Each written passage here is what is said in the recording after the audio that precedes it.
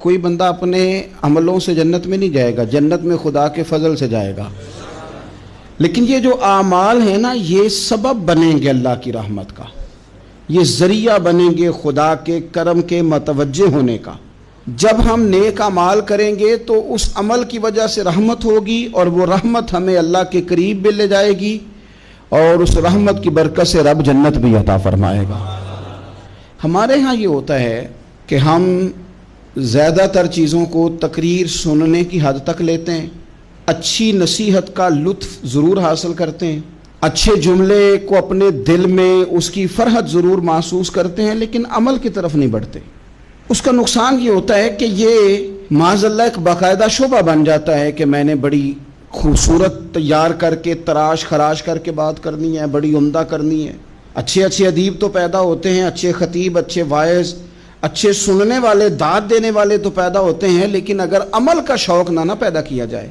تو پھر باتیں نشستن گفتن برخاستن تک رہ جاتی ہیں، اس کا لطف نہیں آتا۔ پھر تو تقریریں ہو رہی ہیں، ہوتی ہیں اور ہوتی رہیں گی، نتیجہ کیا نکلا؟ جو آدمی کہتا ہے میں اتنے سالوں سے تقریر سن رہا ہوں، تو سوال یہ ہے کہ بھئی اتنا سننے کے بعد تم سنورے کتنا؟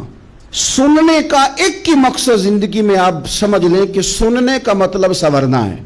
اور اگر آپ نے خیر کی بات سنی اور آپ سنورے ہی نہیں، میں آپ کو دعوت فکر دیتا ہوں۔ نبی پاک صلی اللہ تعالی علیہ وسلم نے ارشاد فرمایا، ایک عورت تھی، طوائف تھی، ساری زندگی اس کی گناہوں میں گزری معاذ اللہ، پھر وہ ایک کنویں کے پاس سے گزر رہی تھی، ایک پیاسا کتا اس نے وہاں پیاس سے تڑپتے سسکتے دیکھا، اور پھر اس نے اپنے جوتے کو لٹکا کر اپنے دوپٹے کی مدد سے یا جیسے اس سے ممکن ہو سکا اس نے پانی نکالا، کتے کو پلایا، اللہ نے اس کی بخشش فرما دی۔ آپ ماشاءاللہ ہزاروں میں لوگ ہیں، آپ نے بڑی جلدی مجھے یہ بتانا ہے، یہ حدیث آپ نے پہلے بھی سنی ہوئی ہے نا؟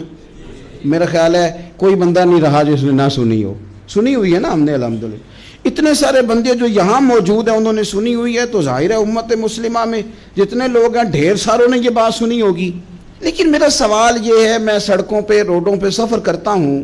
ہم نے یہ حدیث درجنوں بار سنی کہ طوائف نے کتے کو پانی پلایا تو اس کی بخشش ہو گئی، لیکن حال یہ ہے کہ سڑک پر کسی گاڑی سے ٹکرا کر اگر کوئی کتا مر جاتا ہے، اب مر ہی گیا ہے، گاڑی والا، موٹر سائیکل والا، پجارو والا، بس والا کوئی اتنی جرت نہیں کرتا کہ لکڑی کے ساتھ، رسی کے ساتھ ہی پکڑ کے اسے سائیڈ پہ کر دے۔ وہ سڑک پہ مرا ہوا پڑا رہتا ہے، یہاں تک کہ گاڑیوں کے ٹائروں کے ساتھ اس کا گوشت لگ لگ کے سڑک صاف ہوتی ہے۔ اس محبوب کے ماننے والے جس محبوب نے بتایا کہ طوائف نے پانی پلایا تھا، اور ہمیں سمجھ بھی آ گئی اور حدیث پڑھ بھی لی اور سن بھی لی، پھر اس ملک کی جو مسلمانوں کا ملک ہے اس کی سڑکوں پر مرے ہوئے کتوں کو اٹھائے بھی کوئی نہ، اور زخمی کتا زخمی ہو ہی گیا ہے، اب اسے سڑک سے سائیڈ پہ ہی کر دیا جائے کم از کم، تاکہ اس کی اگر جان باقی ہے تو بچ جائے۔ تو پھر مجھے بتاؤ نا میرے دوستو،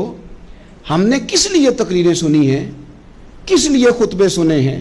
واعظ و نصیحت کی مجالس کا مطلب ہم نے کیا سمجھا ہوا ہے؟ تقریر، تحریر، تصنیف، اچھی گفتگو، اچھا جملہ، اس کا معنی ہم کیا سمجھتے ہیں؟ تو آج رمضان آنے سے پہلے یہ ارادہ کرو کہ رب کریم نے ہمیں جتنا دین کا فہم دیا ہے، سمجھ دی ہے، علم دیا ہے، ہم ارادہ کرتے ہیں اب ہم صرف سنیں گے نہیں، پڑھیں گے نہیں، صرف بیان ہی نہیں کریں گے، ہم عمل بھی کریں گے۔